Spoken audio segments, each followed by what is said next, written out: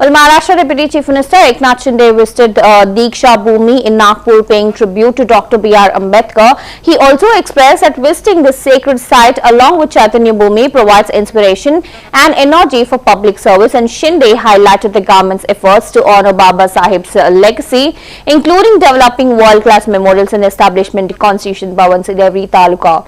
He also emphasized that Dr. Ambedkar's vision of justice and equality continues to guide the nation's governance and empowers people from all the backgrounds. Shinde also refuted any political motivations behind the recent cabinet expansions, asserting that such decisions are made with the welfare of the people in mind.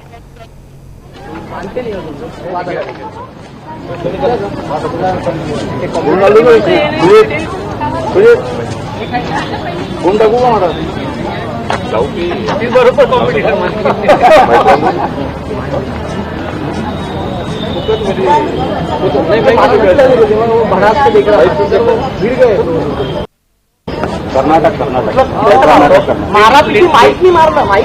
अरे तो शुरू में तो सौरभ भी ऐसे करता था ना।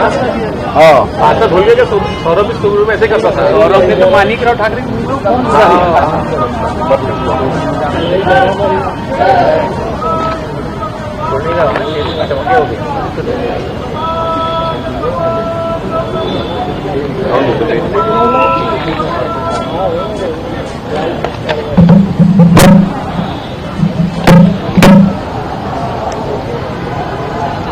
तर हे नागपूरला आल्यानंतर दीक्षाभूमीला आणि मुंबईला चैत्यभूमी या दोन्ही जे आहेत ते आमच्यासाठी चैत्यभूमी असो दीक्षाभूमी असो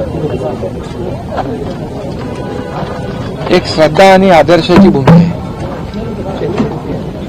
आणि म्हणून बाबासाहेबांच्या विचारांनी प्रेरित होऊन संपूर्ण देशभरातले बाबासाहेबांचे अनुयायी असतील, आम्ही असू, त्यांचा आदर्श डोळ्यासमोर ठेवून देशाचा कारभार राज्याचा कारभार देखील चालतो.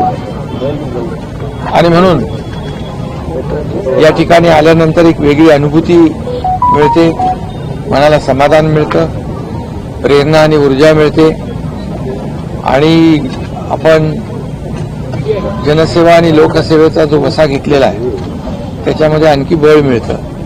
आणि म्हणूनच राज्य शासनाच्या वतीने दीक्षाभूमीचा विकास असेल, चैत्यभूमीच्या बाजूला जे आपल्या बाबासाहेबांचं हिंदू मिल स्मारक, हिंदू मिलच्या जागेमध्ये भव्य दिव्य जागतिक